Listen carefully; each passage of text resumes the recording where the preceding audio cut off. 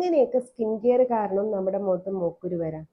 Proper ആയിട്ടുള്ള skin ടൈപ്പിനനുസരിച്ചിട്ടുള്ള skin care അല്ല നിങ്ങൾ യൂസ് ചെയ്യുന്നതെങ്കിൽ നിങ്ങൾക്ക് സ്കിൻ ബാരിയർ ഡാമേജ് ആവാനും അതല്ലെങ്കിൽ നിങ്ങളുടെ പോസ് ക്ലോഗ് ആയിട്ട് നിങ്ങൾക്ക് മൂക്കുരു വരാനുള്ള ചാൻസ് കൂടുതലാണ്.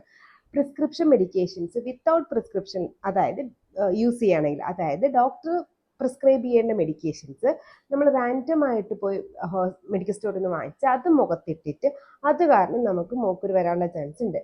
മൂന്നാമത്, നമ്മളെ കൈ വൃത്തിയില്ലെങ്കിൽ നമ്മൾ എത്ര എക്സ്പെൻസീവ് ആയിട്ടുള്ള സ്കിൻ കെയർ പ്രൊഡക്ട്സ് ആണ് യൂസ് ചെയ്യുന്നതെങ്കിലും നമ്മൾ വൃത്തിയില്ലാത്ത കൈ കൊണ്ടാണ് മുഖത്ത് തൊടുന്നതെങ്കിൽ നമുക്ക് മൂക്കുരു വരാം.